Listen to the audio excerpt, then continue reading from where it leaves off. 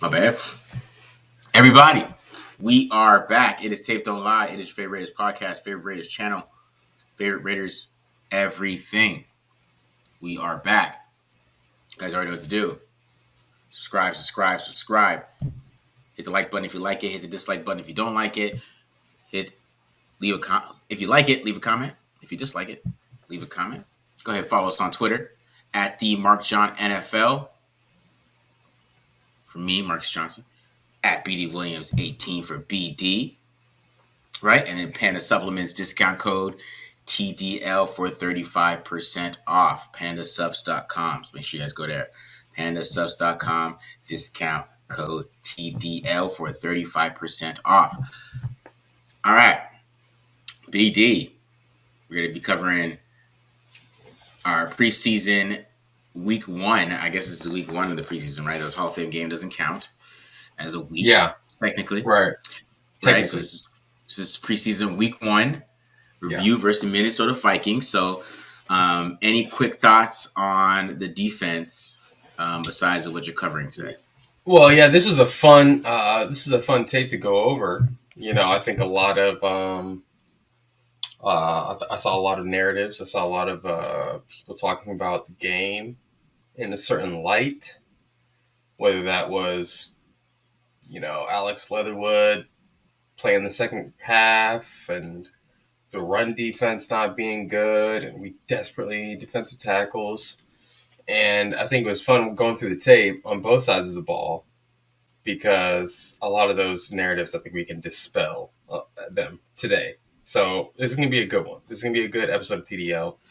And I think that is much needed for us to come back after an off season and just show objective evidence so that people can relax a little bit because they're going in a million directions right now on social media, on Reddit, in the forums. People are panicking about certain things, and I don't think that we need to panic, honestly. So that's just my first reads from it. I'm actually pretty high on the defense. I think they're playing pretty well. You know, that being said, this defense hasn't even put out their 3 best players, right? Crosby, Chandler Jones, Denzel Perryman. Those guys haven't even played yet in the preseason. So, I mean, they've been doing a good job holding these offenses the last 2 games with just a bunch of backups in there. You know, obviously going up against backups. You know, but if you think, oh, you know, I'm worried about the run defense. Who made the most stops last year? Denzel Perryman. He hasn't even played it down. Right? You think the run defense is going to be crappy with Crosby and Chandler Jones playing in there at the edge? I don't know, man. I wouldn't worry about it too much, but I'm gonna show it. Okay. So yeah. What about you? What are your initial thoughts off the all 22? Off your first? You know, you've been watching it for a few days now. Yeah, I thought the run game wasn't as good, but you know, when I watched it on tape, I was like, I went into it like, okay, the run game, why didn't they move the ball? And then I saw that Harrison Phillips played, and it was basically just Harrison Phillips. just every time, you know, it was funny. Like for those of you, right, who might not be familiar with Harrison Phillips, okay, yeah. I think he was a pretty damn good defensive tackle coming out of the draft. I went for the Raiders so bad in the offseason. I liked him a lot. I thought he was a great mix of the size, but then the gap penetration ability. I mean, he's not going to be a household name, maybe. You know, I mean, he's playing next to Von Miller this year, so he might be a household name starting this year. Mm-hmm. You know what I'm saying? But Harrison Phillips, that's a really good player. So if he's playing in there, he's a true 1, and he's going up against the 2s, right? Yeah, when he goes against the 2s, I mean, he's going against the starting offensive line for the Raiders, basically. I mean, kind of. I mean, John Simpson and Simpson. Okay, so he's going up against Simpson, and he's going up against James, I guess. James, yeah. Yeah, because what would happen in that matchup is that Simpson would push him back 2 yards, but since you know his technique wasn't great, he would just once he got pushed back 2 yards from the initial block from Simpson, he would just shut him and then make a 2-yard loss. It's 2-yard stop. It'd be second and 8. So, but I was like, who is? Oh, it's Harrison Phillips. Never mind. Yeah. So I think that had a little bit to do with it. But that's a real type of players could play in an NFL game, and I think that's something Yes. that they look into. To make sure that they got that fixed. Make sure that they're getting those blocks because Harrison Phillips was basically blowing everything up, messed up Zamir White's whole day. So, Yes. Yes. besides that, I thought the offensive line played pretty well. I know Thyre Mumford is a big story. I thought he was okay. He wasn't very good in the run game. He didn't get a lot of push, and I thought in the passing game he had a lot of issues with speed rushes. You can just kind of tell his athleticism isn't there, No. right? You can kind of tell it's No. not there. So, Yes. could he be a serviceable right tackle and develop into one? I'm sure. His technique wasn't too bad. I just think he's a little bit kind of just it's the athleticism problem. I'd be super worried with him against Joey Bosa. I'd rather have stuff out there against Joey Bosa. At least, even though he's not going to stop Joey Bosa either. But I don't know anybody in this team that really can, or how many right tackles in the NFL can stop Joey Bosa. Like Lane Johnson. Probably that's about it. It's a small. It's a small list. It's a small list. It's a small list, right? So just for the run game point of it, I think that's why you would lean towards Leatherwood, Yes. and if you're trying to lean towards pass protection, you probably lean towards Illuminor, who'd probably do better in pass protection versus Joey Bosa. But then Alex Leatherwood would probably do better in run game against Joey Bosa. So that's kind of the dynamic that they're at with the offensive line. Because do you go run game, which I think Alex Leatherwood makes them a better running blocking team, right? And even with, I think Lester Cotton didn't have a good game either. He missed a bunch of blocks in his pool. I think he hurt himself a lot, just because it's the first preseason game, and it's not like a lock that he's going to be the starter. Just from what McDaniel said about rotations. So they're rotating these guys. I don't know if you saw that, BD, but he talked about how none of these guys are going to play together every single day, every single game, all 17 games, and they need to make sure that these guys can play together in continuity. So a lot of this movement is just moving for no reason. We don't know who the starters are, to be honest. So Well, I thought that was a great. I thought it was a great. Yeah. Besides Colin Miller, I thought it was a great, and probably Simpson. But I thought it was a great press conference because there's a couple things that he said. First of all, like you're saying, you got to rotate these guys because there's how often does an offensive line stay healthy for the full game, full season plus postseason? yeah, It never happens, right? You got it right. So I think that was a great point. Get guys in different spots. Get guys used to playing with each other now in live game reps. So maybe if there is that if that personnel is out there, if that grouping is out there in the future at some point, at least it's not the first time that they ever played together. Yeah, so great point. And then the other thing that he brought up was about rewarding guys who are competitive in practice and what that does for your locker room. Okay. You got Thayer Mumford in there. A lot of us were like, he's probably going to practice squad. You know what I'm saying? Or if he's on, he's going to be at the bottom of the roster or something like that. But now you got him in there. Oh, he's starting, first preseason game. What does that tell him? Hey, you work your butt off in practice, you're going to get rewarded with some playing time, right? And what does that tell the entire team? It's like, don't come in here putting your head down, Austin Walter, because it looks like on paper you're not going to get, you're not going to make this roster. Ball out. Let's see what happens. You know what I'm saying? It's a great message to send to the entire team. So I think that was an awesome point that he brought up. A lot of these guys who are just kind of bubble guys, it's giving them some juice. It's giving them some hope, right? They're going to bring it when they come to practice. They're not going to just be like, I'm probably getting cut, so I'm just going to go through the motions here in practice, right? Yeah, exactly. I think it's a good thing too that they're working that out, moving those guys around. But it also tells you that it's not solidified. This offensive line is not set. So, anything else? Demarcus Robinson got cut. I thought that Marcus Robinson got cut. Tyree Gillespie got traded. I've been paying attention when Tyree Gillespie's out there. I thought he had a couple okay reps, good solid reps. I thought there was maybe like Yeah. one or two things that I didn't like in that first preseason game. This last game, he wasn't tested, he wasn't challenged very much. So there's Yeah. not really much to go off of. He came in with the third team. The first team safeties were Merrick and Abram. When they got into big nickel, Harmon came in on those first couple drives. And then Yeah. when they got the second stringers in there, Harmon was playing free safety. Roderick Teamer was playing strong safety. So Gillespie's not even, he's kind of an afterthought at this point. Yeah. Yeah. And which is unfortunate because, yeah, I would love to have seen him, beat out Teamer. That'd have been awesome. But hey, there's a reason why you keep, again, guys like Teamer around. We know Teamer is going to put his body on the line. Last year, he got kicked out of practices and in the Rams scrimmage, starting fights. The intensity, the desire is there for Teamer. You keep Yeah. guys like that on the roster who have that intensity, who have that desire. It's a good message to send to everyone, even if Gillespie may be more talented. Okay, Yeah. Mm-hmm. if it is like, what's the point of, he's the fourth safety. You got to have a guy in there who's just like crazy and wants it, right? Yeah. And I guess maybe that wasn't 100% the case with Gillespie. Hopefully, I wish him well. I'm a Tyree Gillespie fan. I liked him solidly coming out of college. You know what I'm saying? I think that he could be a guy who could play some safety in the NFL for sure. But he was definitely getting lost in the shuffle on this team. Yeah, for sure. He wasn't getting any playing time over here. I don't think so. Just further and further down the depth chart, he was falling. Yeah, when Roger Teamer came back. Yeah, I mean, even last year, Dallin Levitt played over him. Come on, like that should have been the writing on the wall. Yeah, It's that's desire. It's desire. That's what it is.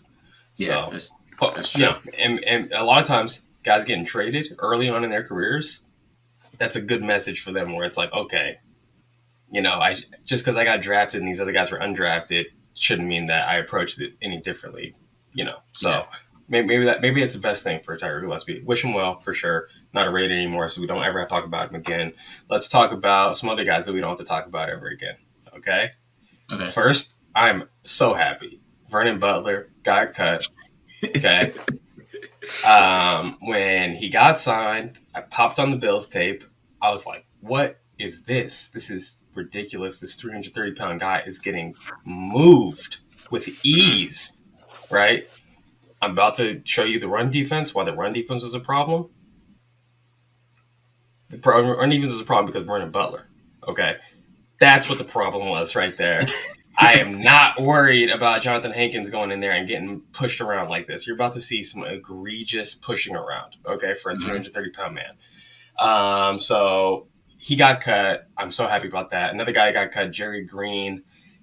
Guys, probably, most people are probably like, who's Jerry Green? He's been starting at defensive end these last two games for the Raiders.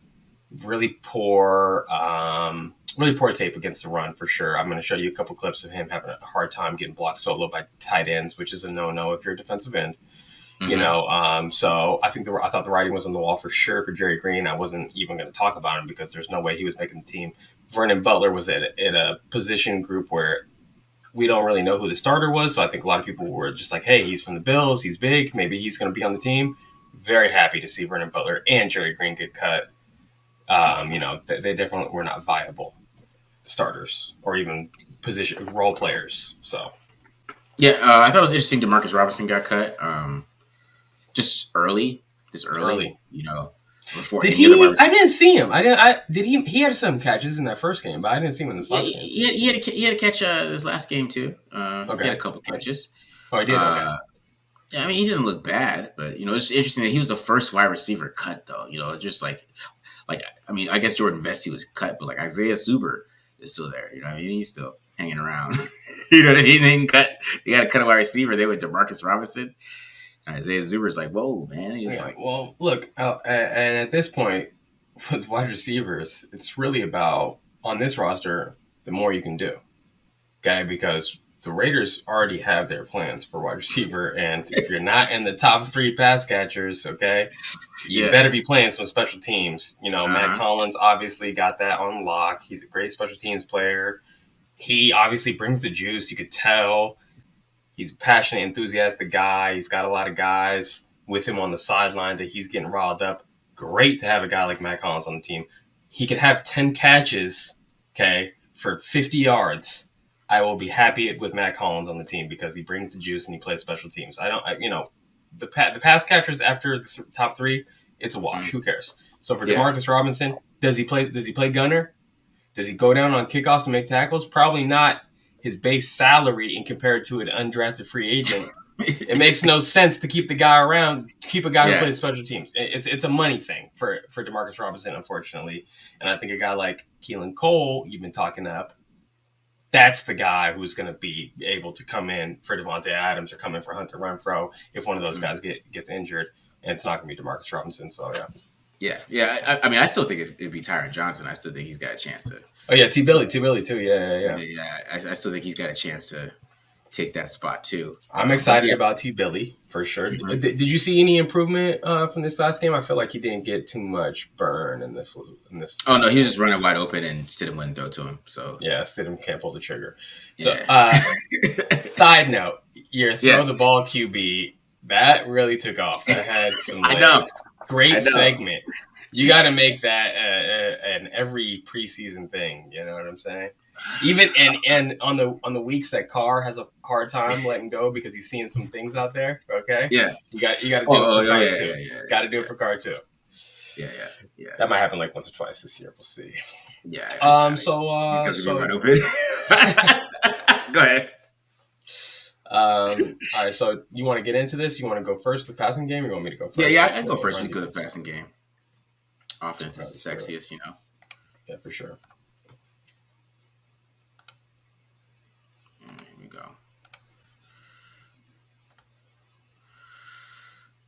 All right, passing concepts. We start off with a little D slant and Gotti.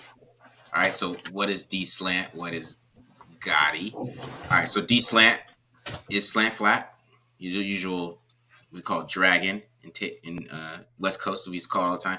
Call it dragon on this one sometimes too. Sometimes they call it D slant. Sometimes they call it dragon. If they call it dragon, there's usually like a quick slant right here from a tight end, but there's no tight end on the side. All right. So what is Gotti? Gotti's a quick out and a go route. But you're going to see Matt Collins, since they're playing cover two, he's going to try to go around this and not try to go through. He's going to try to go around and out. All right. And let's run this. I mean, slant flat's pretty simple read. It really is. But we got cover two, right? So, they're playing cover two on this side, right? Because you see them push up. They're playing a little cover two, right? Looks like it looks like maybe cover six a little bit on this side, right? Quarters on the top, yeah. Yeah, exactly. So he right, there's nothing on this side. Fine, you got cover two. But, I mean,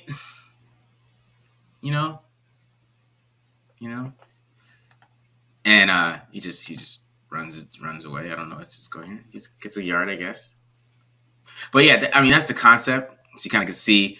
These are the quick concepts too, because he's trying to go to the out route, which is it can be he can't stop right here, right? So you see it's the out route. It's not there, right? You just come back and hit the slant.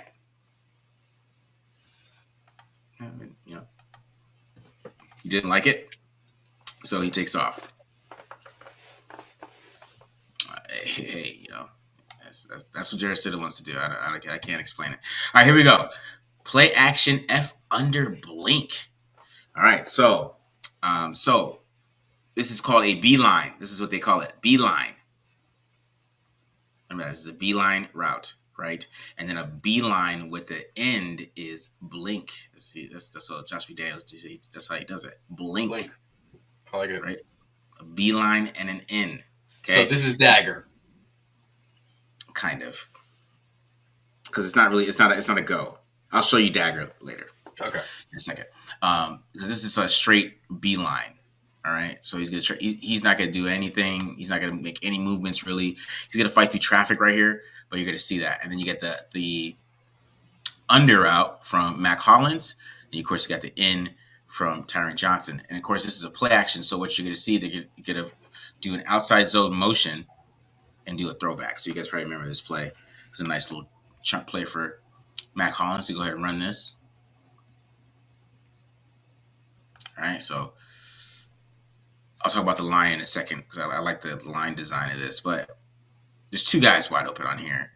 I know the play is designed for Mac Hollins, right? I mean, it isn't really. I mean, there's really no design. There's no like 1, 2, 3, and really in Erhard Perkins or even in Joshua Daniels' system, there's like no 1, 2, 3 type of thing, right? It's kind of like it's more on the quarterback to kind of decide where the ball goes. So he's decided he want to go to Mac Hollins, but Tyler Johnson is just he's gonna score a touchdown probably because he's so fast.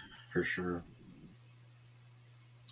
And it makes a nice play though. It's a good play, right? And I think this type of play could work with like Derek Carr because you could put Darren Waller there, right? You could put two tight ends, put Darren Waller there, have Darren Waller run that route.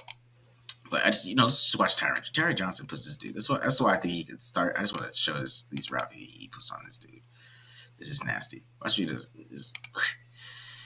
has him turned around. He's he's already side turned. Look at wide open. Separate. Look at that. The dude's not even close to him. You know? And I guess Throw the ball, QB. Throw the ball. I guess you can say this backside safety gets there, but if you throw it right here, man, I mean, Oh, you can't say the backside safety gets there. He's 20 yards away. Come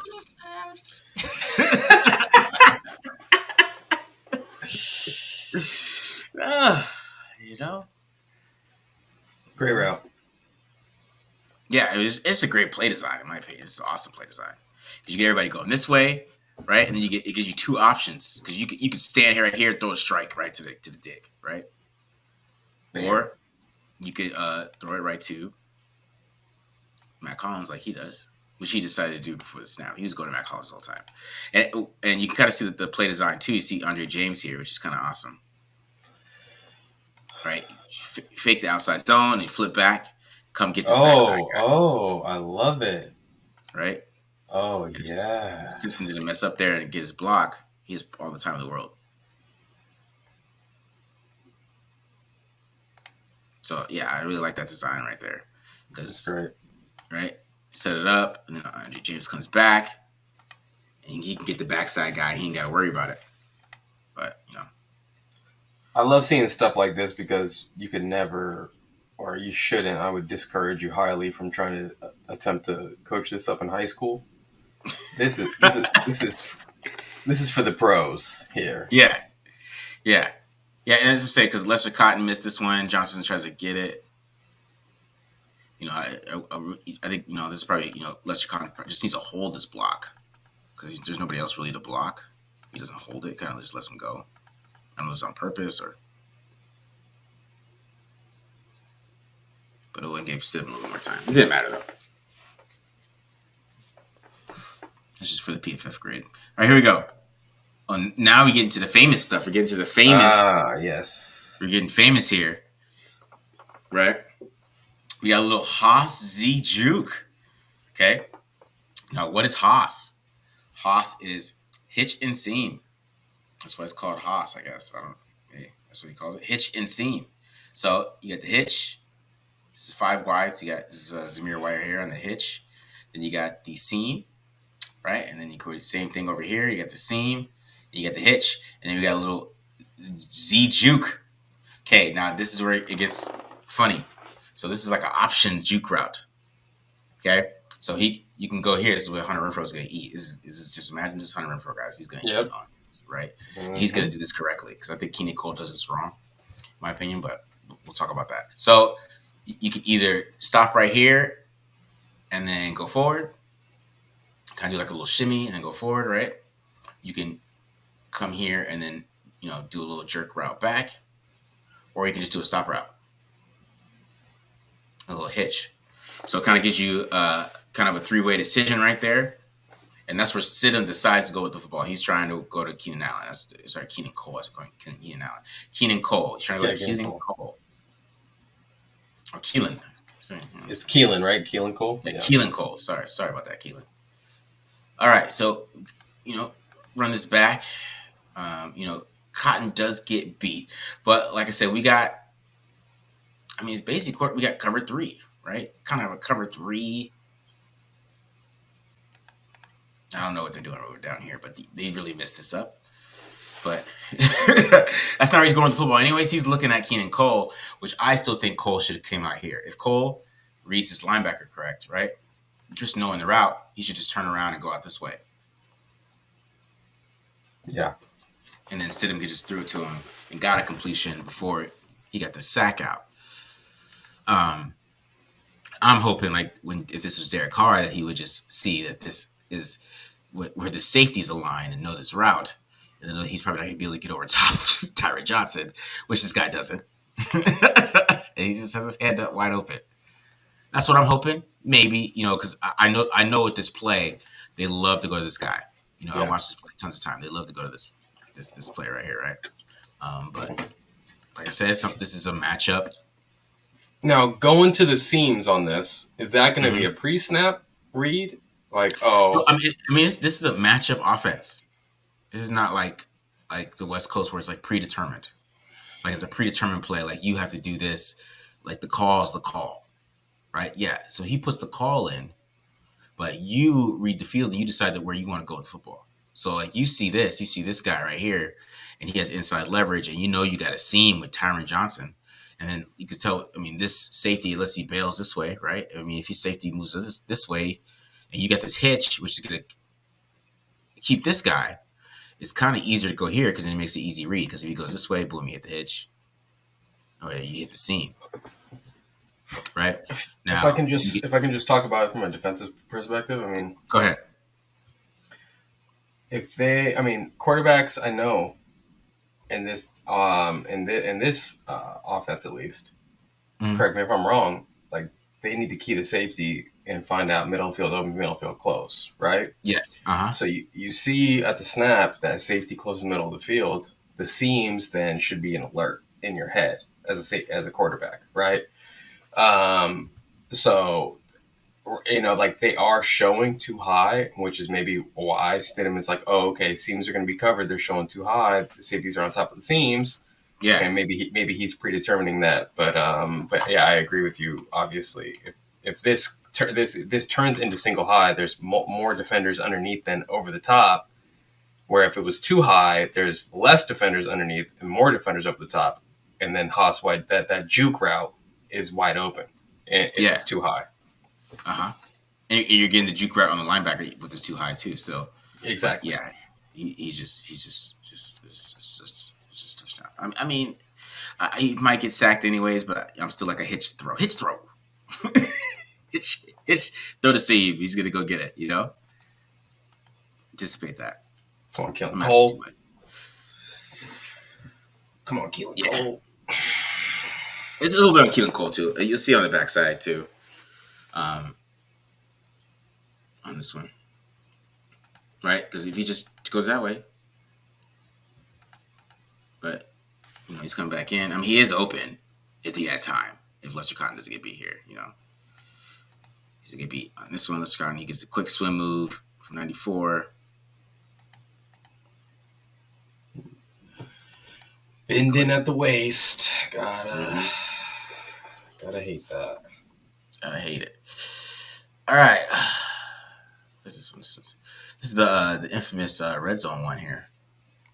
Now I couldn't find this exact names of these, but I know these routes. So we got a bow route, okay, which is they go inside and they round out the out route. And they like to play these end zones, right? They like to play the inline. Inline, that's what it's called. The inline when they're in red zone, or especially in the goal line, they like to have these options for the back of the end zone. Okay, I love it. All right, and then so you have the under right here, and then you have the in from Keelan Cole, right? And then of course I forgot to draw that in, but you got the they call it snow from Kenyon Drake, so he has an option to go this way or that way, and then you have a rat route, which is kind of a fake fade comeback, right, from Mac Hollins. Now, this play's infamous because Matt Millen showed Kenyon Drake being wide open, but is more egregious one on this one. But we're looking at the pass concepts. We're not judging Jerry Stidham. We're not breaking down Jerry Stidham. We're looking at the concepts here, guys. So, break it down. Now, you see the under route is kind of taking this linebacker with him, right? And opens up Kenyon Drake. He could just throw it to Kenyon Drake, touchdown, easy. Yes, touchdown. He's not looking that way. He's trying to hit Tyron Johnson, which I don't know why he's doing that with it when the safety's over here anyways. This is just I don't know why he went there. I don't know what he's looking at, in my opinion. But especially when you know it's a bow. You know he's coming inside to the safety. But he has Kenyon Drake here. He could have hit Kenyon Drake touchdown, but he's still staring at Tyron Johnson. But the more egregious one is Keelan Cole. Keelan Cole. It's just wide open for a touchdown. So, but that's just the red zone concept itself. You kind of see how it gives so many levels to whoever the quarterback is, right? There's three levels. Yeah. I love it. There's the under, right? You can go to the under, right there, right? There's the under, there's the in, and there's the bottom. There's three levels. It's always like this. It's gonna be like that a lot. You could probably rifle that in if that's Foster Moreau. Just throw it. Just rifle that in on the under route right there. You know? Mm-hmm. Yeah, have a contested catch. Exactly. Or you can just throw it to Keelan Cole, who's Keelan. God damn it, I messed it up all together. Keelan Cole. Just throw it to him. He's wide open. You do that too. Or Kenyon Drake. So is Stidham a diet Marcus Mariota, refusing to pull the trigger and just running the ball in here? That's what it looks like. Gosh, they're calling him Stidiota. That would be too easy to throw to Kenyon Drake here. Let me try to truck someone and jump in the end zone here, baby. Let's get it. All right. Okay. Okay. This is Indigo. Okay, so Indigo is dagger for. Yes. Okay, got it. Yes, Indigo is dagger. Okay. Now Indigo, of course, there's a lot to this one as well. I mean, of course, not a lot, but they do like this play. Let's keep it real. So dagger, right? Hit the daggers. It's a good play against too high too, and quarters as well. So and then you have the seam route, which of course against too high, which this appears to be. He can turn this into a post route, or he can keep running the seam. All right, and then of course you got the Z in on the other side. Okay. Now let's run this one. Of course, you get the quarters right. You get the look. He's carrying this guy, and he's looking this way, which I still don't understand why he opened that side. I just don't understand why you're opening to the side with the safety just creeping so close on the end. Like there's nobody to like take away from the end, so it's not gonna be open. Just based on the quarters, who is wide open, who's going to be is Tyron Johnson on the other side, which is just, you know.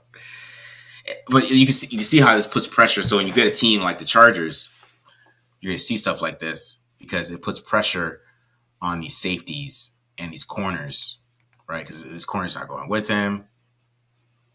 Of course, these players probably be a little smarter, but he's wide open. Yeah, you got to squeeze that as corner.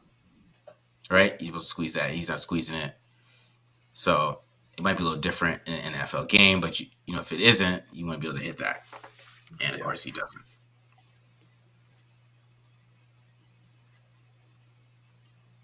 So it gets Kenyon Drake's head taken off.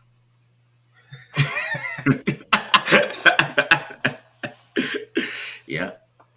It looks athletic though. It's just you know, if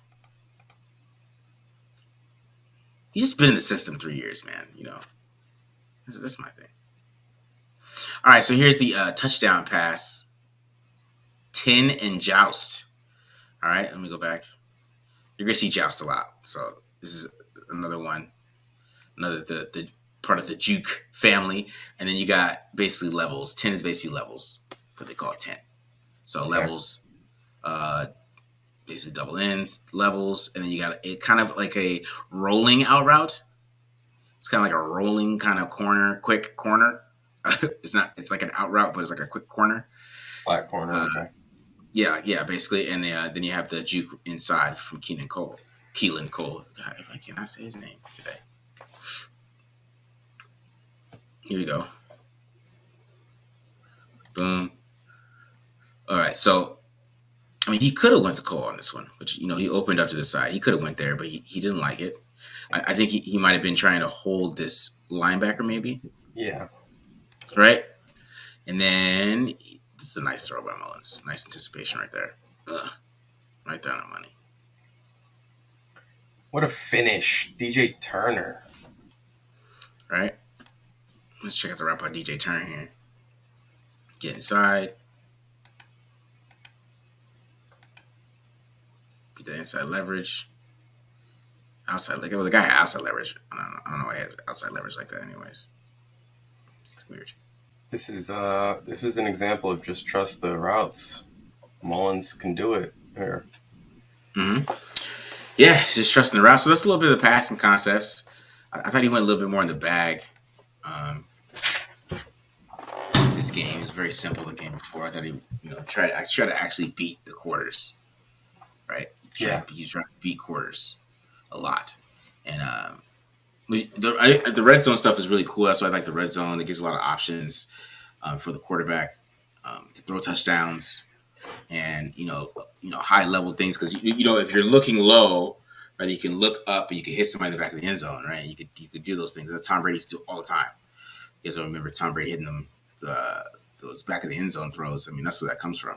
It's Tom doing that. So, any thoughts from you, BD? Thoughts? So, okay, yeah. I mean, we have a couple thoughts. You didn't go over them. Are you going to plan on going a little bit more in depth on the offensive line on another video, maybe? Or can we talk about this Munford versus Leatherwood debate? Can we talk about that or no? Yeah, we can. Yeah. Okay, yeah. So when I watched the broadcast, okay, Munford started. Obviously, it caused a lot of a commotion when that happened.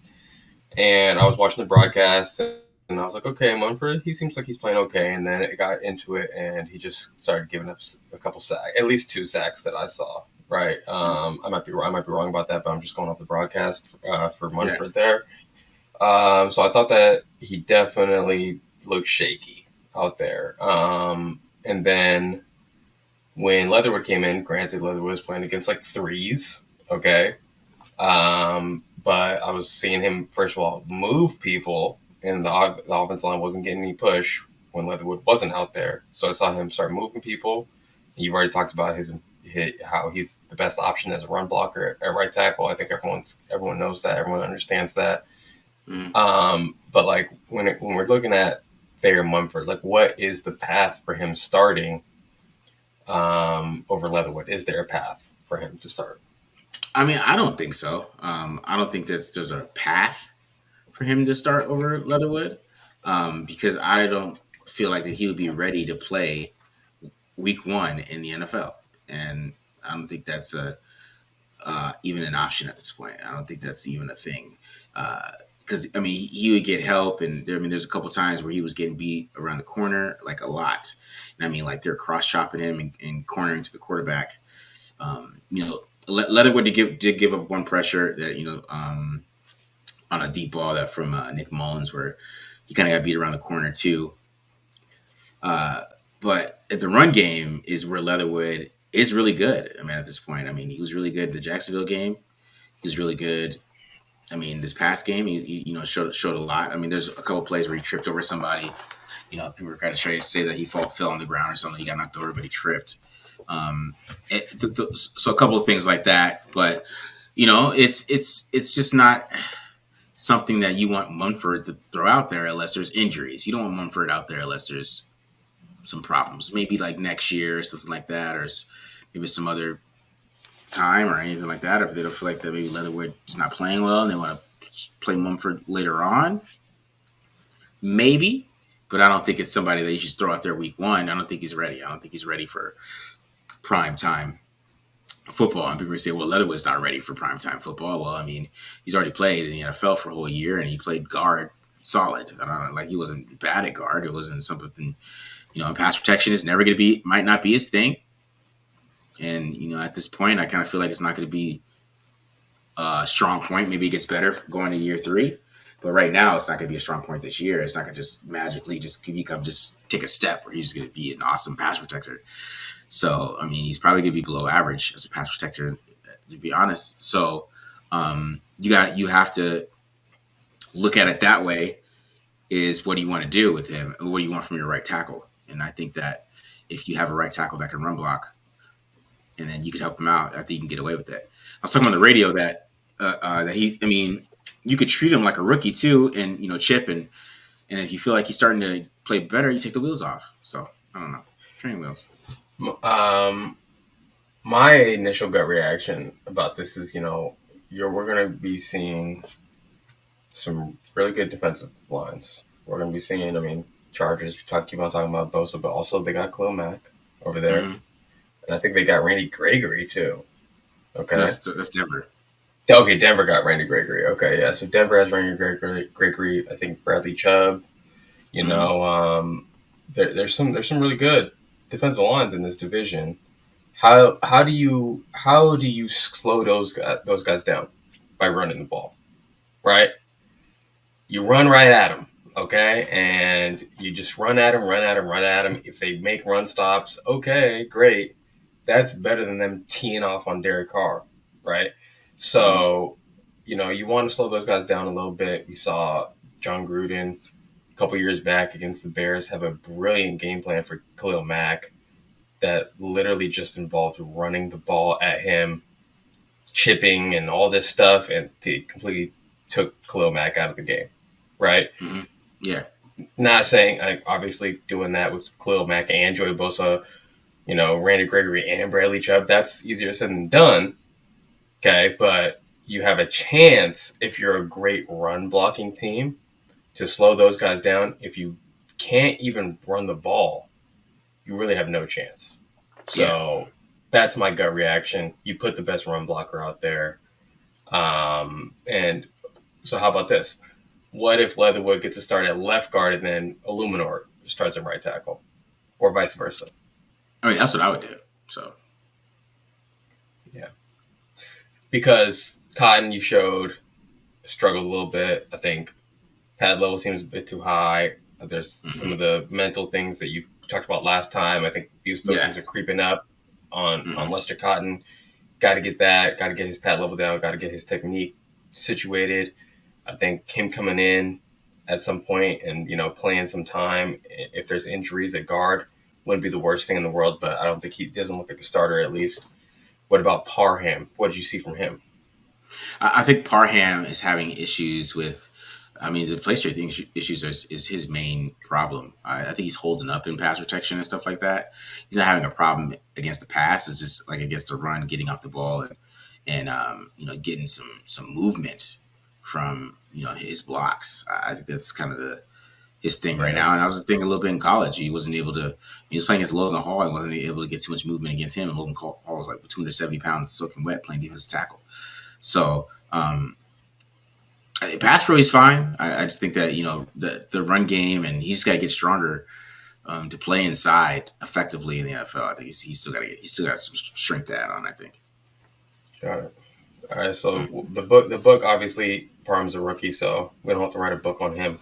Mumford too, he's a rookie. So these Mm-hmm. guys can certainly they have a lot of room for improvement, and they're young in their careers. It's getting to that point though where we got to see it from Leatherwood. We Yeah, have to see it. So yeah. he's gonna be out there because we got to see it. I would just say like I wouldn't expect to see it in pass protection this year. I mean, maybe next year. I don't think it's that. I don't, maybe later on in the year he takes the step in pass protection, but um, it's not going to get better anytime soon. But I don't I don't know who would be better than him right now run blocking. So that's the issue. Yeah. Yeah, right. All right. Well, and that's kind of going in depth into the minds of a NFL GM. You got to make these tough decisions. Like there's pros and cons to all these things. And for the guys who are coming up with the starting lineup, obviously there's tons of pros and cons. They're doing every single combination that you could think of on the offensive line right now. So They got to weigh those things, and I'm glad that they're actually attempting and not just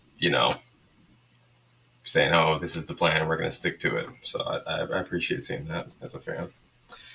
All right, anything else that you want to talk about on offense before I jump into the defense, bro? No, man. I think we're good. Just one of those passing concepts. Um, that's about it, man. All righty. So let's jump into the defense here. We're going to talk about run defense. A lot of people are getting worried about it. Run defense, is it a problem? Well, let's talk about it here, okay? So, if you remember watching the broadcast, Raiders came out with their ones, and they were in a lot of big base, that 5 defensive lineman, 2 linebacker look, and they were doing a great job stopping the run. And then later on in the game, what Minnesota did to counteract that was they got out of base personnel, out of 21 personnel and 12 personnel. They started putting 11 personnel in the game. And obviously, Patrick Graham thinks, oh, they must be passing the ball and not coming out with a fullback or 2 tight ends. So he sends in his nickel front. Okay. And first thing, what does he do? He calls a stunt. This is this guy, Amosa, Tagovailoa Amosa over here. Okay. And he's executing a stunt. He's going to loop around here. This is a pass rushing play right here. They're rushing the passer. They're not even thinking, oh, they came out on 11 personnel. Let's stop the run. So you see the defensive tackle here in B gap just completely bail out of there and start looping around. And I wouldn't call this a pirate stunt because it's the wrong side of the formation. Usually a pirate stunt would be 3 technique into A gap, defensive end to the call side, slants hard to the outside shade of the tackle. Maybe he swims inside B gap. And then the nose would be the guy who loops around. So this is on the opposite side. So I'm not quite sure. I actually haven't seen this be ever run in the NFL, and I think that's a potential that this is even a blown call. And certainly you want Tagovailoa to play the run here first before he gets into his loop, and he was so, ready to get into that loop. He just bails out of his gap. And now we have a big problem here. Huge lane opens up. But again, they're rushing the passer. They're not even attempting to stop the run here. So they got caught off guard. Okay. So they try to settle down, and then we're calling stunts, but they get caught. They're still in nickel here. Okay. Who's 93? That is Farrell, right? Mm-hmm. And it's Butler here. Vernon Butler, he just got cut. So yeah, we'll just see these guys. Vernon Butler here, 6'4", 330-pound guy, 1-on-1, just getting torqued out of the hole, tossed to the side by this guard. Ying! Get out of there, right? So that's a problem. The other problem is we got our linebackers. Remember, this is a downhill run fit scheme. Got to come downhill and get these guys off the double. So we got, these guys really climbing to the second level. Getting into the linebackers' laps, 63, 67. They're in the linebackers' laps. These linebackers got to contact these guys and collision these guys much closer to the line of scrimmage. So, again, this being Masterson and Kenny Young out here, neither of whom are even locks to make this roster. Maybe one of them does. That's Darren Butler, not Kenny Young. Oh, that's 50. Is that 58? Yeah. 58 is Butler. Oh, okay. Oh, okay. Butler. Sorry. 58. So Butler. Yeah, but you see him again. This is passive, and we got to be more physical downhill playing this run game right here. So that's another problem. Okay. So here's another one. The run game. They're running right here, right into the B gap. Okay. And we got a 330-pound defensive tackle here, so we should be good. They're running right at B gap. Watch. He's 2 yards inside the hash. Vernon Butler, 67, gets under his pads, shoves him 3, 4, 5 yards outside of the hash. Oh, my God. Are you kidding me? Do you guys think that for a second Jonathan Hankins is going to allow this to happen? No way. Okay? This is disgusting. There's a reason why this guy got cut. Goodbye. Okay? That's not good enough. Not even close. Okay? And then again, linebackers. Are they crashing? Are they coming downhill? Or are they waiting? They're sitting back here. Okay? Masterson dancing around these blocks. Okay? You got to come up hard now. Don't let these guys get double teamed. these linebackers are not doing these defensive tackles giving them any help because they're not coming towards the line of scrimmage, and they're allowing 65 now to help out and shove this 3 technique all the way out. Okay, so got to come downhill more, and we're going to see that from these linebackers, Perryman, Diablo. We already saw that in the first game. Jayon Brown knows how to play in this scheme. Okay, so they get back into their big base, 5 defensive linemen. Okay, there's only one linebacker in, it looks like. Oh, I'm sorry. This is a different iteration. So 4 defensive linemen, but three defensive tackles, only 1 defensive end, and then this is a linebacker on the line of scrimmage, but still kind of like that big base alignment here. Farrell and Butler, they do a really poor job right here. I think Farrell, he's really struggled with his pad level. We see him; he's the tallest guy out there, and we wanted him to be lower. Okay, so his pad level is way too high. And then we also get Vernon Butler. He gets reached by this tackle right here. So we've already put our linebackers in a bad spot. And then we see Masterson here. Instead of coming up, playing downhill, hitting this guy, because we look at our front side. This is Bauer, Deshaun Bauer. Great job. Lockout. This is Matthew Butler. Great job. One-on-one, detach, right? But we need the linebacker with his hat on this side, okay? And instead, Masterson tries to dance around it, and we get a big gap right here. Can't do that. Okay, so a lot of this is linebackers just not fitting the run right, okay? Here's another example here. A big base look. 5 defensive linemen, 2 linebackers. Okay, and this is Jerry Green, who just got cut. Notice he's one-on-one, not with just any tight end, but like the second tight end. These guy's wearing number 40. He's not even going to make the team, probably. Okay, this is a practice squad player, guaranteed. And you see Jerry Green here just get completely washed down the line, not setting the edge at all. There's no edge, right? You think Max Crosby's going to be letting this happen? You think Chandler Jones is going to be letting this happen? Okay, we're worrying about the run game, and we're worrying about guys who are not even making the team, who are making these mistakes here. One guy I want to shout out, Tyler Lancaster. I saw him do this a couple times throughout the game. Don't be surprised to see him. He has a chance to make the team. I'm not saying he's a lock. He's got a chance to make the team. You see him here, detach. Okay, look at him. Gets his head, like, pad level is great. He's underneath number 64. He's raising him up onto his heels. Gets locked out. Look, he's finding the ball carrier here. Oh, he's going inside. Nope. Going back outside. Detach. If there's an edge right here, right? He's done his job. He's making tackle in the hole. There's no edge. He's like, wait a minute. Wait, where's the edge? Right? So that's actually a good job by Lancaster, but there's no edge presence. Okay, so that's a problem. All right, here's another one. Raiders got into this look quite a bit. They like to get into cover 1, obviously. We're going to see tons of cover 1. This is a cover 2, cover 1 scheme on the back end. And when they want to play man coverage, they want to get in the box, they're going to get into this cover 1. And when you get a bunch, 1, 2, 3 receivers, okay, and you're playing cover 1, 1 rat, 1 lurk, where this safety has this tight end, this nickel has this wide receiver, this corner has this wide receiver. They're all 3 guys on the same side of the field, okay? And what's happening now, watch these linebackers, okay? Watch these linebackers. They're slinging the fit, meaning 58 is a force player, 59, okay, is going to be an A-gap player, and then 33 teamer. He's actually a B-gap player. He's an inside player here, okay? So he's got to be a little stronger against the run right here. Especially when 82 comes in, he's got to fit inside of 82.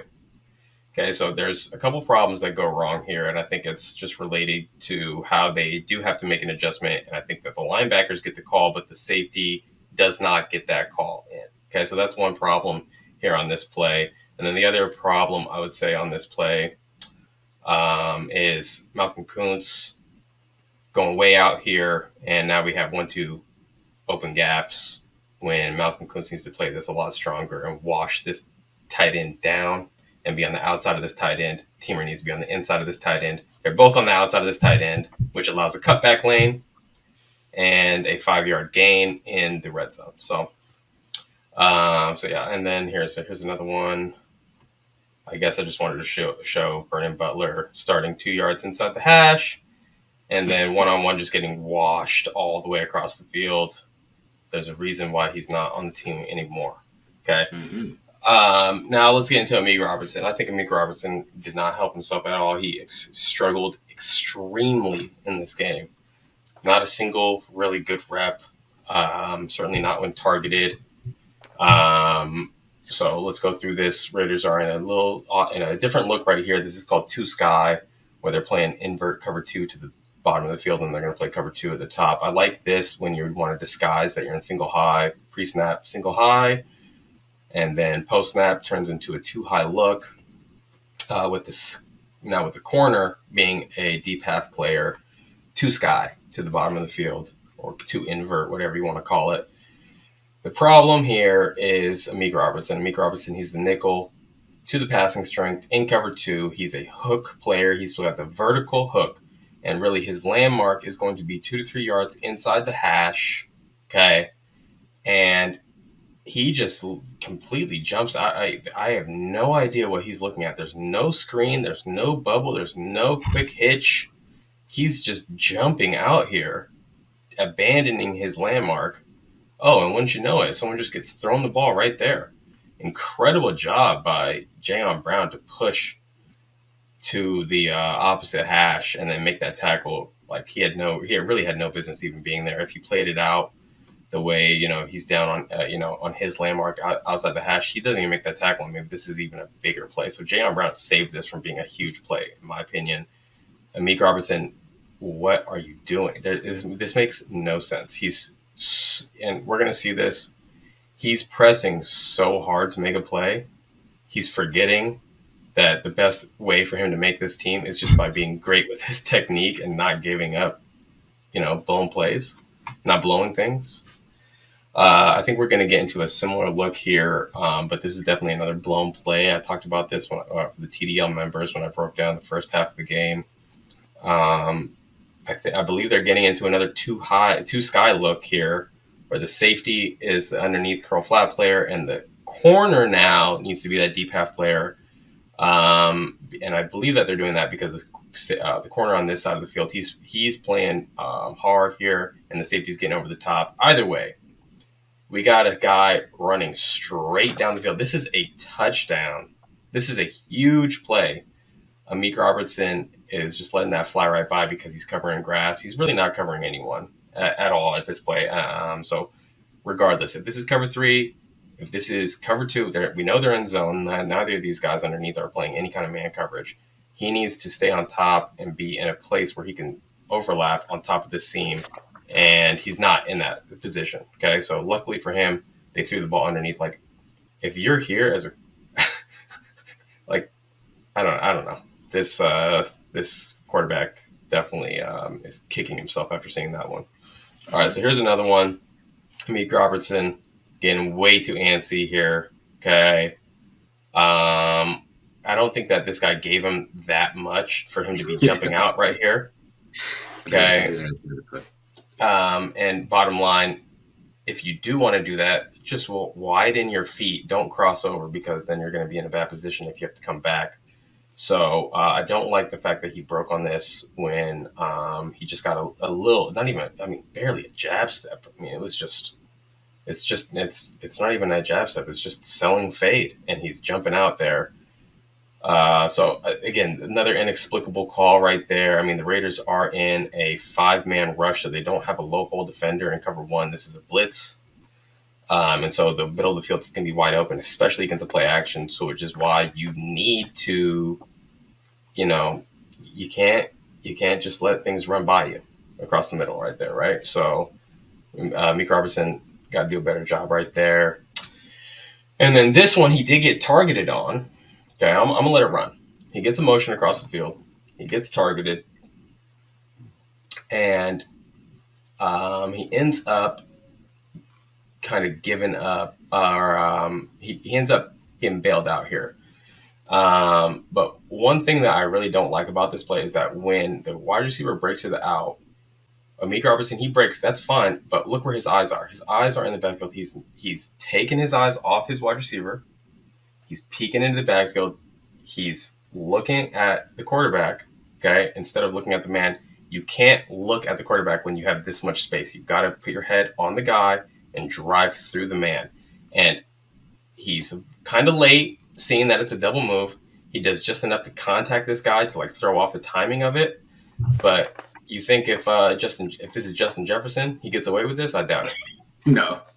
Right? I mean, Kirk Cousins still might miss it, but. So, yeah, that's true. So, bottom line, even on the play where he, got targeted and he didn't give up that touchdown, there's still scheme or technique problems, right, from him. So, that's my concern about Amik Robertson. Didn't see much good from him. I do strongly think this guy's on the bubble. Where is he viable, right?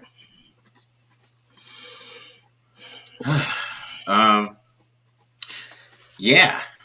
So I mean, yeah, the run game, just like those two guys got cut. So I mean, we did not talk about that much. Just both those guys really should have got cut. The first two picks, the first two plays. Yeah.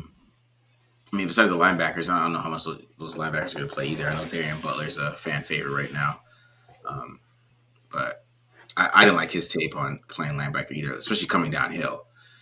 Yeah, I didn't like that when I watched him either. Gotta come downhill. Gotta come downhill And play some gaps and stuff like that. I thought, like from the first game, I thought Farrell was like did his job and holding up and getting some penetration.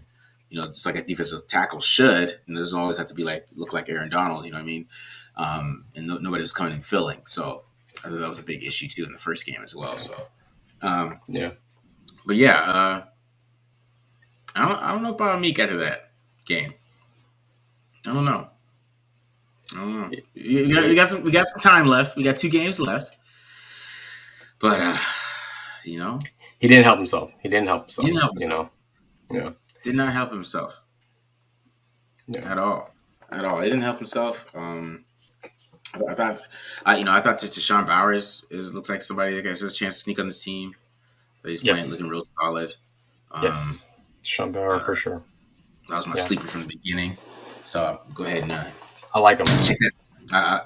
I think that's somebody, if you get down to your 5th guy, Deshaun Bowers is a good guy to have, right? I like Deshaun Bauer on this team because I think that with his size and his strength, I think that if you needed to slide him down to play that 5 technique and the big base inside of Max Crosby or Chandler Jones, you could do that with him. Yeah. Cleveland Farrell too gives you a little bit of flexibility if you want to get into that on your roster, right? Obviously, Malcolm Kuntz, there's only one spot that he could play, right? So you don't have that flexibility there. You want to see Malcolm Kuntz on the team because he adds that speed element, potentially if he keeps on improving. But at least there's some position flexibility with Deshaun Bauer, strong player. I would like to see him go up against better competition because he has some really good games for sure. Yeah. Anybody else stand out to you? Anybody? Any other thoughts? Guys Sam Webb, undrafted free agent. He had a good game.